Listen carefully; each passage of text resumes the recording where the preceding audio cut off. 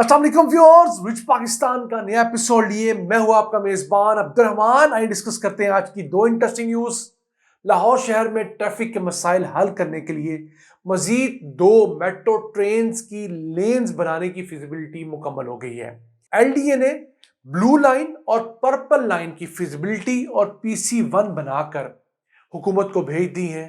अब हुकूमत फैसला करेगी कि 24 किलोमीटर और 19 किलोमीटर तवील ये दो लेन्स कब शुरू करनी है।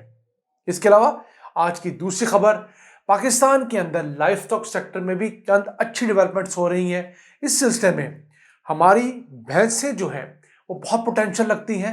इस सिलसिले में पाकिस्तान में भैंसों के अंदर पहली मर्तबा कामयाबी से एग्स फर्टिलाइज करने के बाद ट्रांसप्लांट करने का कामयाब तजर्बा हुआ है। अब अच्छी नस्ल की भैंसें बहुत तेजी से और ज्यादा मिकदार के अंदर प्रोड्यूस की जा सकेंगी, जिससे मुल्क के अंदर दूध की पैदावार बढ़ेगी। इसके साथ साथ गोश्त और दूध की बाई प्रोडक्ट्स भी ज्यादा बड़ी मिकदार में पैदा हो सकेंगी। ये नई डेवलपमेंट सीपैक के एक प्रोडक्ट के तहत हुई है। इसे प्रोग्राम के दूसरे से हम डिस्कस करेंगे, लेकिन पहले चलते हैं आज की सबसे आम खबर क्या है। लाहौर शहर में ट्रैफिक के मसाइल हल करने के लिए मजीद दो मेट्रो ट्रेन के रूट्स की फिजिबिलिटी मुकम्मल करके एलडीए ने हुकूमत को भिजवा दी है। एक है ब्लू लाइन और दूसरी है पर्पल लाइन। इन दोनों के PC1 भी मुकम्मल हुए हैं, फिजिबिलिटी भी मुकम्मल हो गई है। अब हुकूमत ने इनकी फंडिंग अरेंज करनी है। ब्लू लाइन जो है वो 24 किलोमीटर तवील है, जबकि पर्पल लाइन 19 किलोमीटर तवील है। लाहौर शहर के अंदर जो मेट्रो का नेटवर्क है मजमूई तौर पर ये 97 किलोमीटर तवील होगा। उनमें से एक ऑरेंज लाइन मुकम्मल है। अगर हम पहले से मौजूद रेड लाइन को डिस्कस करें तो वो अब बस की सूरत में तो मौजूद है। अब हम जो बनाने जा रहे हैं इसके बारे में मेरा ख्याल है हुकूमत मेट्रो बस ही बनाएगी, क्योंकि मेट्रो बस मेट्रो ट्रेन से 4 गुना सस्ती होती है।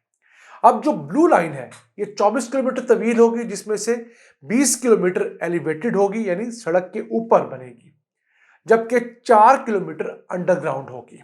जिस तरह मेट्रो ऑरेंज ट्रेन है जो कि सड़क के ऊपर तकरीबन को 15-20 फीट ऊपर लेंटर डाल के बनाई गई है।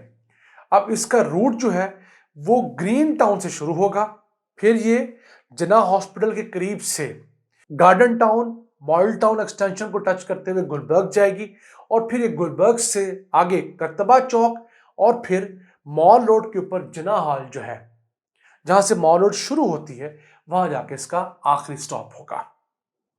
इसके साथ साथ इसके अंदर 17 एलिवेटेड जो है वो बस स्टॉप्स बनेंगे या ट्रेन स्टॉप्स बनेंगे, जबकि 3 अंडरग्राउंड स्टॉप्स बनेंगे।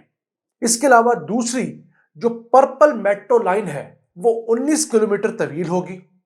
अब ये 15.5 किलोमीटर जो है ये सड़क से ऊंची बनाई जाएगी एलिवेटेड, जबकि 3.5 किलोमीटर ये जमीन के अंदर अंडरग्राउंड बनाई जाएगी। इसका रूट जो है वो दाता दरबार से शुरू होगा और ये वहां से होती हुई अल्लामा इकबाल इंटरनेशनल एयरपोर्ट तक जाएगी। अब इसके अंदर 10 एलिवेटेड बस स्टॉप्स या ट्रेन स्टॉप्स होंगे, जबकि 4 अंडरग्राउंड इनके स्टॉप्स होंगे। तो इब्तदाई तौर पर ये दो नई फिजिबिलिटीज हैं। 2015 में भी इनको बनाने की कोशिश की गई थी, लेकिन उस वक्त कुछ मसाइल आए क्योंकि मेट्रो ऑरेंज ट्रेन बन रही थी। अब देखना यह है कि हुकूमत इनके लिए फंड्स कहां से अरेंज करती है, क्योंकि कम से कम ये हर एक मेट्रो लाइन जो है ये 300 अरब रुपए का प्रोजेक्ट है अगर ये ट्रेन की मद में किया जाए। हाँ, अगर बसेस की मद में किया जाए तो शायद ये 100 अरब रुपए के इर्द गिर्द में मुकम्मल हो जाए, लेकिन मेरी जाती राय है, हो सकता है इस मामले में मैं बहुत कच्चे नफ्सी से कम बजट एक्सपेक्ट कर रहा हूं जितनी प्राइसेस हाई हो चुकी हैं। लेकिन फिर भी पाकिस्तान समेत दुनिया भर के अंदर मेट्रो लाइन्स ही अब ट्रैफिक को कंट्रोल करने का तरीका है, वो खा अंडरग्राउंड हो, वो सड़क के ऊपर हो, या वो सड़क से ऊपर लेंटर डाल के बनाई जाए। आइए चलते हैं आज की दूसरी अहम खबर क्या है। पाकिस्तान के लाइफ स्टॉक सेक्टर में अच्छी डेवलपमेंट्स रिकॉर्ड की जा रही हैं। सीपैक के एक प्रोडक्ट के तहत हमारे यहाँ मौजूद भैंसों के अंदर पहली दफा OPU IVF ET टेक्नोलॉजी के तहत इस सिलसिले में 2 तजर्बे किए गए।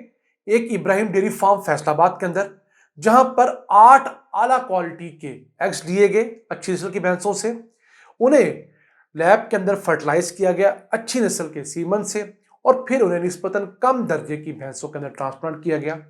उन 8 में से 6 भैंसें प्रेग्नेंट हुई और 5 जो हैं उन्होंने बच्चे भी पैदा किए हैं, और ये आला नस्ल के बच्चे हैं, यानी कि कम दर्जे की भैंसों से आला नस्ल के बच्चे पैदा हुए हैं इस टेक्निक के जरिए। इसी तरह का तजर्बा किया गया गुजरांवाला में, जहां 5 भैंसों में तजर्बा किया गया था, जिनमें से 2 जो है उन्होंने बच्चों की पैदाइश की है। तो ये एक ऐसी टेक्नोलॉजी है जो पाकिस्तान में पहले भैंसों के अंदर नहीं थी। अब ये एक ऐसी टेक्नोलॉजी है जिसके जरिए हम अच्छी नस्ल की भैंसों से बड़ी मिकदार के अंदर एग्स ले सकते हैं, उन्हें लैब के अंदर अच्छी क्वालिटी के सीमन के साथ क्रॉस करेंगे। जब वो एम्ब्रियोज में कन्वर्ट होंगे तो हम उन्हें निस्बतन कम दर्जे की भैंसों में ट्रांसप्लांट करेंगे। इसकी वजह क्यों पेश आ रही है? पाकिस्तान में अच्छी नस्ल की भैंसें कम है और कम दर्जे की घटिया क्वालिटी की कम दूध पैदा करने वाली भैंसें ज्यादा हैं। तो अगर अच्छी नस्ल की भैंस है वो तो एक टाइम पे एक बच्चा पैदा करेगी, लेकिन अगर उस एक अच्छी भैंस में 2-3 एग्स मिल जाते हैं और हम उन्हें फर्टिलाइज करने के बाद 2-3 भैंसों में ट्रांसप्लांट करते हैं निस्बतन कम दर्जे की भी, तो वो भैंसें जो बच्चा प्रोड्यूस करेंगी 2-3, वो अच्छी क्वालिटी का होगा। तो ये एक अल्लाह ताला का दिया हुआ इंसान को शऊर है जिसे इंसान यूटिलाइज कर रहा है। ये टेक्निक दुनिया भर में दीगर बहुत सारे जानवरों में इस्तेमाल हो रही थी।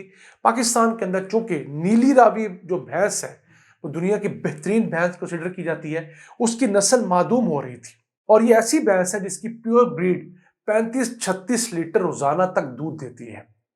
तो हम इस ब्रीड को बहुत तेजी से इस नई टेक्निक के जरिए बढ़ा सकते हैं। अब ये सीपैक का प्रोडक्ट है। 2021 के अंदर इस प्रोडक्ट के लिए साइन किया गया था। एक चाइना का ग्रुप है जिसे रॉयल बैफलो ग्रुप कहते हैं, उन्होंने पाकिस्तान के अंदर रॉयल सेल बायोटेक के नाम से कंपनी लॉन्च की। उन्होंने सारी मेहनत की है, हम उन्हें भी सलाम पेश करते हैं और उम्मीद करते हैं कि हमारे किसान इससे फ़ायदा उठाएंगे। इस टेक्निक को हुकूमत आम करेगी जिससे पाकिस्तान में दूध की पैदावार बढ़ेगी। क्यों? जब आला क्वालिटी के जानवर ज़्यादा पैदा होंगे तो दूध भी ज़्यादा पैदा होगा, गोश्त भी ज़्यादा पैदा होगा। दुनिया के अंदर औसतन एक जानवर से उसके 1 साल के दौरानिए में तकरीबन 6000 लीटर दूध लिया जाता है। पाकिस्तान में कितना है? 1200 लीटर। हमारे पास जानवर ज्यादा है, दूध कम है। तो ज्यादा जानवरों की वजह से हमें उन्हें चारा भी ज्यादा देना पड़ता है, पानी भी ज्यादा देना पड़ता है, उनकी हाउसिंग, उनकी केयर टेकिंग के लिए लोग भी ज्यादा सर्फ होते हैं और दूध कम है। जबकि दुनिया में जानवर कम है, दूध ज्यादा है, क्योंकि वो आला क्वालिटी के जानवर है, उनकी केयर टेकिंग भी कम है, वो खुराक भी निस्बतन कम खाते हैं। अगर दुनिया के अंदर एक भैंस है या एक गाय है, हमारे पास उतनी सलाहियत की दूध देने वाली 6 गायें हैं, तो क्या फर्क होगा? ये 6 चारा खाने वाली गायें उस एक चारा खाने वाली गाय का कैसे मुकाबला करेंगे? चले उसको 2 लगा लें आप। तो ये वो फर्क है जिसे हमें खत्म करना है। यहां पर दूध की पैदावार हमें जानवरों की सलाहियत बढ़ाने से ही हासिल होगी। बस ये था आज का एपिसोड। हमें उम्मीद है आपको पसंद आया होगा। अपनी सजेशंस, अपनी आरा से में आगाह रखा करें। अपने मेजबान अब्दुल रहमान को इजाजत दीजिए। अल्लाह निगहबान।